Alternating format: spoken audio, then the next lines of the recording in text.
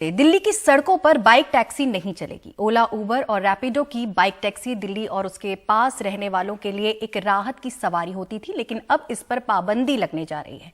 दरअसल दिल्ली सरकार के परिवहन विभाग ने पब्लिक नोटिस जारी कर बाइक टैक्सी के कमर्शियल इस्तेमाल पर रोक लगा दी है। नोटिस में साफ कहा गया है कि अगर पाबंदी के बाद भी सड़कों पर बाइक टैक्सी चलती दिखी तो टैक्सी चलाने वालों के चालान काटे जाएंगे। कितने रुपए का चालान कटेगा और आखिर सरकार बाइक टैक्सी पर पाबंदी क्यों लगा रही है, इन सभी सवालों के जवाब दे रहे हैं हमारे सहयोगी शरद शर्मा। मैं इस समय दिल्ली के लोकनायक जयप्रकाश हॉस्पिटल कैंपस में हूं और यहां से मुझे वैशाली मेट्रो स्टेशन जाना है और जो उबर के जरिए मैं किराया देख पा रहा हूं तो ये दिखा रहा है कि बाइक के जरिए अगर मैं जाऊंगा तो 133 रुपए और टैक्सी के जरिए जाऊंगा तो 403 रुपए।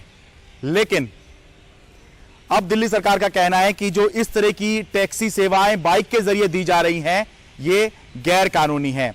दिल्ली सरकार ने एक पब्लिक नोटिस निकाला है और उसके जरिए दिल्ली सरकार ने यह बताया है कि इस तरह की जो सेवाएं राजधानी में चल रही हैं ये अवैध हैं। अवैध इसलिए कि दिल्ली सरकार ने इसको लेकर अभी तक कोई पॉलिसी नहीं बनाई है। पॉलिसी किसको लेकर नहीं बनाई है?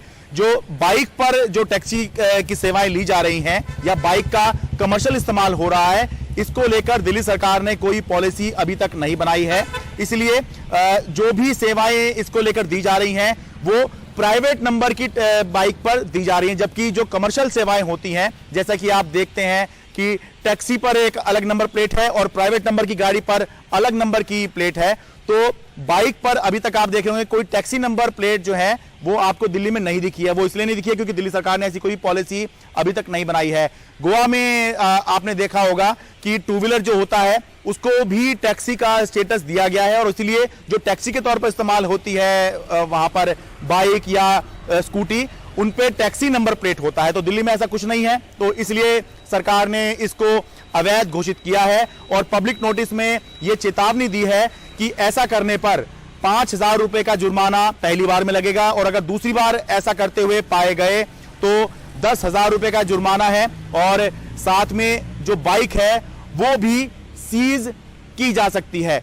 लेकिन इसमें एक बड़ा पेंच ये है कि कोई भी जो लॉ एनफोर्समेंट वाली एजेंसी होगी या ट्रैफिक पुलिस जो होगी वो ये कैसे पता लगाएगी कि ये जो बाइक चल रही है इस पर जो पीछे व्यक्ति बैठा हुआ है ये कमर्शियल सेवा ले रहा है, क्योंकि बाइक पर तो अलग नंबर प्लेट नहीं लगी, बाइक तो प्राइवेट ही दिखाई देगी। तो ये जो है एक बड़ा पेंच इसके अंदर है। लेकिन एक तरफ जहां दिल्ली सरकार ने इस सेवा को गैर कानूनी करार दिया है तो वहीं जो लोग इसकी सेवा ले रहे हैं, जैसा कि मैंने आपको देखा कि बाइक से जो टैक्सी की सेवा ले रहे हैं उसमें और जो टैक्सी के जरिए टैक्सी की सेवा ले रहे हैं उसमें कितना ज्यादा अंतर है, तो उनके लिए तो समस्या है ही। साथ में जो एग्रीगेटर्स हैं, ओला, उबर, रैपिडो, ये जो सेवाएं राजधानी में दे रहे हैं इनको भी चेताया गया है कि ये अवैध है, इसको आप बंद करिए। दिल्ली से मैं शरद शर्मा, एनडीटीवी इंडिया। और अगली खबर छत्तीसगढ़ से, जहां ईडी की 14 जगहों पर छापेमारी हुई है। कोयला घोटाला से जुड़े मनी लॉन्ड्रिंग केस में छापेमारी हुई। ईडी ने कांग्रेस नेताओं के ठिकानों पर दबिश दी है। इन नेताओं में प्रदेश कांग्रेस कमेटी के कोषाध्यक्ष रामगोपाल अग्रवाल, श्रम कल्याण मंडल अध्यक्ष सुशील सनी अग्रवाल, विधायक देवेंद्र यादव, प्रवक्ता आरपी सिंह, विनोद तिवारी शामिल हैं। ईडी के मुताबिक कोयले में 25 रुपए प्रति टन की उगाही हो रही थी। इस मामले में बीते साल कुछ अधिकारी और कारोबारी गिरफ्तार हुए हैं। गिरफ्तार अधिकारी कारोबारी सीएम बघेल के करीबी बताए जा रहे हैं। अब तक इस मामले में 9 आरोपियों की गिरफ्तारी हुई है। ईडी के मुताबिक 2 साल में 540 करोड़ का घोटाला हुआ है। ईडी आरोपियों की 152 करोड़ संपत्ति जब्त कर चुकी है।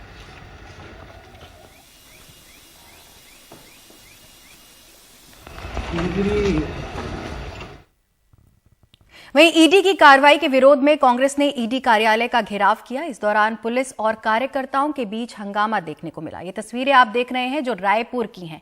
यहां सीआरपीएफ ने कांग्रेस कार्यकर्ताओं पर लाठियां चलाई। ईडी की कार्रवाई के विरोध में कांग्रेस कार्यकर्ता सड़क पर उतरे हुए थे।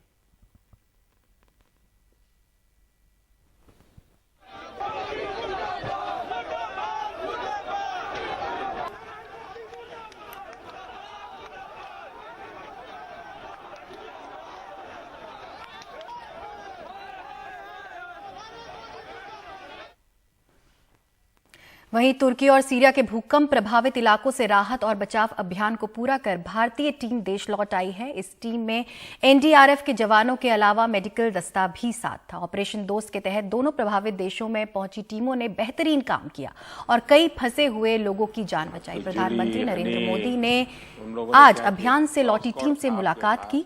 उन्होंने सभी सदस्यों के साहस की तारीफ की और कहा कि दुनिया में कहीं भी परेशानी होती है तो भारत सबसे पहले मदद के लिए पहुंचता है। लोग हैं जरा बताएं, भारत ने बीते वर्षों में सेल्फ सफिशिएंसी के साथ साथ सेल्फलेसनेस की पहचान को भी सशक्त किया है। तिरंगा लेकर हम जहां भी पहुंचते हैं वहां एक आश्वासन मिल जाता है कि अब भारत की टीमें आ चुकी है, तो हालात ठीक होना शुरू हो जाएंगे। तिरंगे की यही भूमिका हमने कुछ समय पहले यूक्रेन में भी देखी, अफगानिस्तान से भी बहुत ही विपरीत परिस्थितियों में हम अपनों को सकुशल लेकर के वापस आए। हमने ऑपरेशन देवी शक्ति चलाया। हमने यही कमिटमेंट कोरोना वैश्विक महामारी में देखा। अनिश्चितता भरे उस माहौल में भारत ने एक एक नागरिक को स्वदेश लाने का बीड़ा उठाया।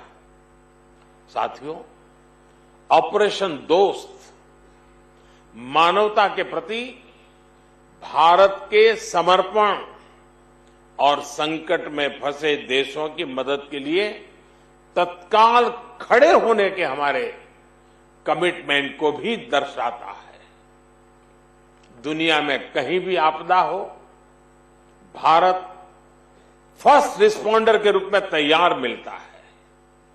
अब तो भारत की सेनाओं के साथ साथ एनडीआरएफ पर भी देश के अलावा दूसरे देशों का भरोसा बढ़ता जा रहा है। अगली खबर यूक्रेन से। रूस ने यूक्रेन पर 1 साल पहले 24 फरवरी को हमला किया था। इस आक्रमण की शुरुआत को 1 साल होने वाला है। इसके ठीक पहले अमेरिकी राष्ट्रपति अचानक यूक्रेन की राजधानी कीव पहुंच गए। बाइडेन का यह दौरा रूस के लिए सख्त संदेश माना जा सकता है।